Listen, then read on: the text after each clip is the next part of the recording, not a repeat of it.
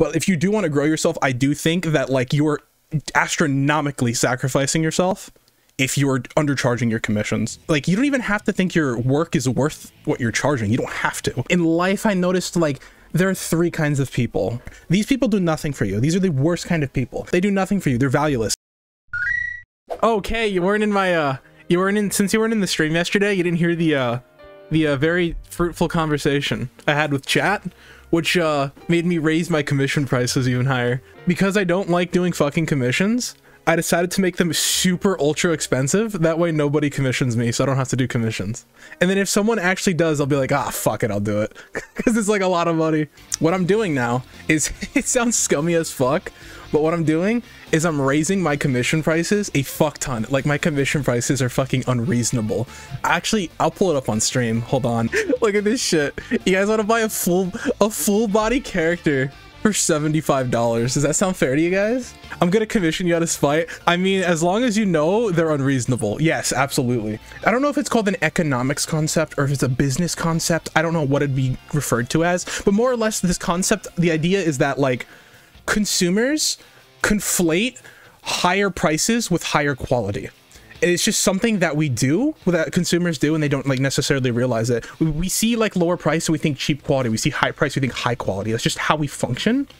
And what I find interesting about it is that for like artists, as commission artists, if you raise your prices and you make it look like a premium service, people might actually buy it in turn, just because they think it's like a higher quality thing. On top of the fact that if you have higher prices, it's typically indicative that you think highly of your work, which could be an attractive trait to people because they think that like, hey, if this person's secure about like what he does, if I buy it, it'll be good quality because this person cares about the thing that they're charging higher for. And I do acknowledge that this thought process is only going to work if I'm already big. So I completely accept that nobody's going to commission me. I'm not expecting to get any commissions at all for the next like months. Like, I don't see anyone commissioning me at all. But my thought process is, so since I'm not spending time doing commissions, I'm going to instead allocate that time that I would have been using to do commissions otherwise towards growing myself, growing my brand rather, and trying to do other things to get people to, you know, watch me and make myself a person worth commissioning, even if the prices are crazy. Economic principle. That's what I think. That's what that is. An economic principle. Yeah, maybe. I would suggest that other artists do the same too. I would think that, like, I don't know, if you're an artist and you want to grow yourself bigger, I think that undercharging your commissions is self-sabotage. It's like, I don't know if anyone ever plays like RTS games or like simulation games. So there's a concept called like lose early, win late. More or less, you take an initial hit really early on in the game. So in turn, you'll take like a higher profit later into the game. I see that the same thing with like artists where like if you undercharge your commissions, you're just going to make you're going to get a lot of people commissioning you and you're going to make a lot of immediate money. But the problem is you're going to be spending so much time on those commissions that that time that you could have been using to allocate towards growing your brand is now spent doing a bunch of commissions, which I think is a bad thing. But you might be getting a lot of money early on. That's cool, but you're sacrificing yourself from growing and actually getting something like more effective and worth it. I don't know if that makes sense. Listen, I know I'm like super privileged that I could even be in a position to even think that far ahead because I know people need the money right away. I would never tell someone who's like literally making ends meet by doing commissions to raise their prices. I would never just say that. But if you do want to grow yourself, I do think that like you're astronomically sacrificing yourself if you're undercharging your commissions. And you don't even have to think, like, you don't even have to think your work is worth what you're charging. You don't have to. Honestly, you guys know what I think about my artwork. You know, I have a little bit of an ego, but when it comes to my art, I don't value it. I do think that, like, it's definitely not worth the prices I'm charging. 100%. But even though I don't think my art is worth the money I'm charging, I think my time is worth that money. I have completely, like, rewired the way that I think about things. Though I don't think my art's worth that money, I think my time is. So what my justification is that I'm charging for my time. That's literally what I'm doing now. My justification is that I'm charging for time, and also my hope is that nobody commissions me for a while. That's more or less why I'm doing it. And I'm in a good enough position to do that, so fuck it. Constructive criticism is something I value a lot. I think constructive criticism is probably the most valuable thing.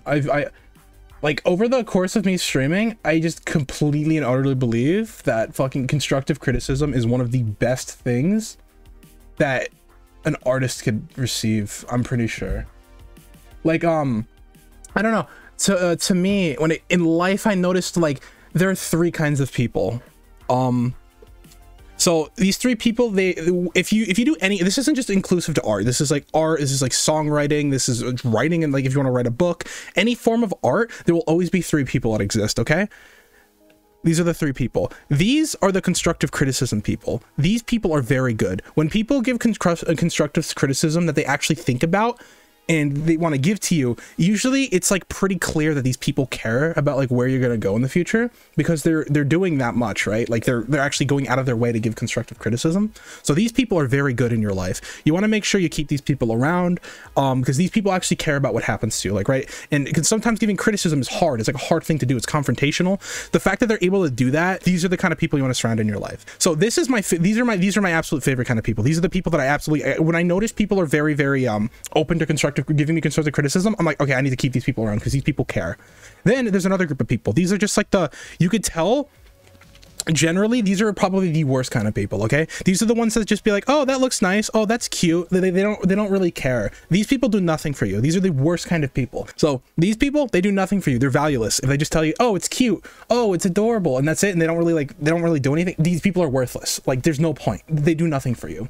And then the haters, these are the people that are like, these people, these are the haters, right? These are amazing. So if these are the best people to have constructive criticism, people are the people you want to surround yourself with. Haters are great because haters do two things. One, it shows that they are they're afraid of you.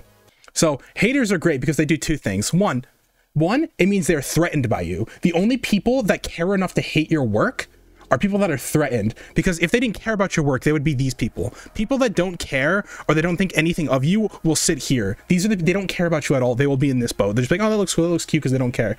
People that are threatened by you are haters. So it means one thing. It means you're doing something right. If someone's threatened by you, it means that they care.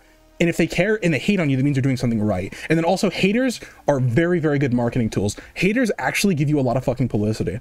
So these two are great. Like if you are actively working to better yourself in any form of art, whether it be like actual just like digital art, whether it be music, whether it be writing books, these two people are great. If you have these two people around, you're doing something right. These people are valueless. It doesn't matter. These people don't do anything for you.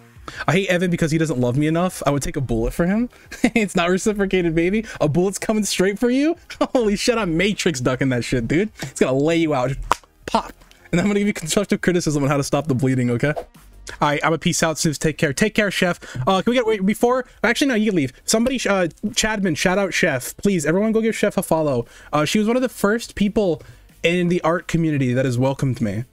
Okay, now that Chef is gone, I can get wholesome, okay? I gotta keep up the stoic and statue-like demeanor around other art streamers, or else I lose my credentials, okay? Now that she's gone, I can talk seriously. Everyone who's ever been kind to me in the art community, just fucking thank you. All of you guys are great. Here, we're gonna get wholesome for a second, okay? This is gonna be a very big wholesome Big Chungus moment. I have never existed on an online community to any extent that I would consider like worth talking about. I've always been chased away. Oh fuck. Chef, go to bed! Go to bed! Everyone who's been very, very nice to me, thank you. I've always wanted to get involved in art communities, but because art communities are festering shit fests where people fling shit at one another, arguing over who's the most cotton soft Twitter, I'm really thankful that Twitch exists, because Twitch is a much more human experience. People are less visceral, less shitlordy, so I'm really, really thankful that this community exists. If it wasn't for this, I don't think I'd exist anywhere in the art space. So genuinely, everyone that makes it cool. So thank you all. You guys are all excellent people.